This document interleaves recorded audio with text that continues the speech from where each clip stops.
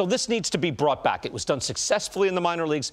This is, I think we're going to see a whole new game moving along at like a 1970s crisp, Dusty Baker style when he was playing. Out there, it's going to be so excellent. That's what I'm looking forward to. I agree with that. I mean, the pitch clock, I don't know if it's going to affect the pitchers or the hitters more, but I'm excited just at the pace of play, being able to speed up. It's going to move. It's going to be great. Yes, and with the pace of play speeding up, what I love is the fact that the athleticism is going to come back in our game. That's why I'm so glad that the shift defense rule is being put into play, because when you start to think about exit velocity and balls getting hit hard, from an offensive standpoint, what I want the hitter to be rewarded when they barrel up a baseball. I don't want infielders standing in the outfield and taking hits away from hitters. And when you look at the fact that now, I used to love as a kid watching Ozzie Smith just range from the back of second base to the sixth hole and making plays. That athleticism is going to come back into our game because of the shift rules. See, I loathe that this is happening.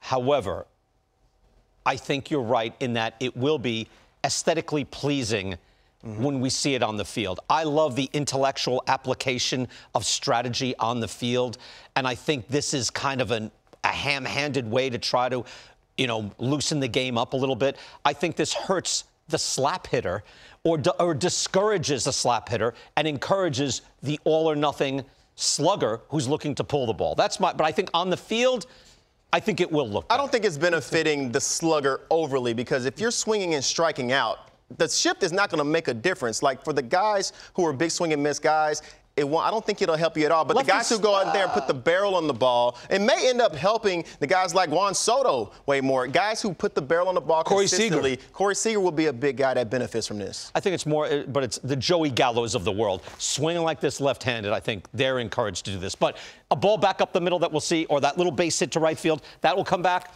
That will feel better. And when you barrel a baseball, if you're a lefty and you barrel a baseball that's going to one-hop the right fielder, and all of a sudden the second baseman is standing there. See, too bad. I think if you know where you're going to hit the ball, stand there. That's all. Speaking of a lefty who can barrel up the baseball, I can think of a player who's going to benefit from the bases being larger, from the shift being in play, and may have the benefit from the pitch timer when he's on the mound, and that's Shohei Ohtani. So I'm thinking of New Year's same old Shohei. This season right here. All eyes are going to be on Shohei, with Judge getting the big deal this year.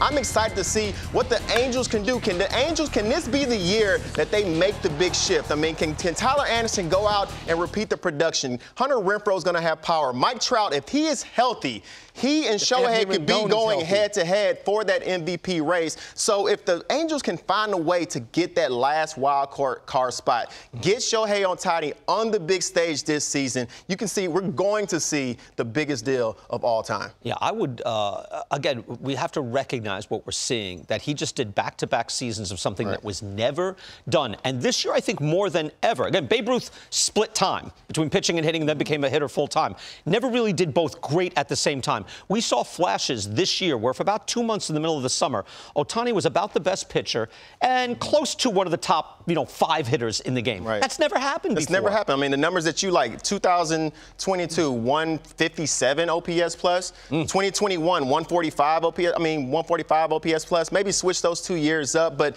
you're talking about MVP, runner-up MVP, and most likely, if somebody else doesn't have an Aaron Judge season, most likely MVP again. So I'm excited to see what this year brings for Ohtani. I like him after having seen him this year. I love him more as a pitcher. For me, he's more must-see as a pitcher. I thought he hit another level. He's about the best guy in the game when he's on his game pitching. Yes, and when you look at the stuff is just absolutely electric. If you thought about the wear and tear that he has from an offensive standpoint, if you take that wear and tear away and you just allow him to pitch, it's no telling what the numbers would be. You see, I keep saying that. Stop it, Bo. They're stop telling it, BK and Bo's. Both of you guys, stop it, man. Bo's making sense. Come on, Don't be very quiet about it. I know we feel like a killjoy, but it's like, no, but because we love the guy. We know it's never been done, but I'm saying he's so great at that.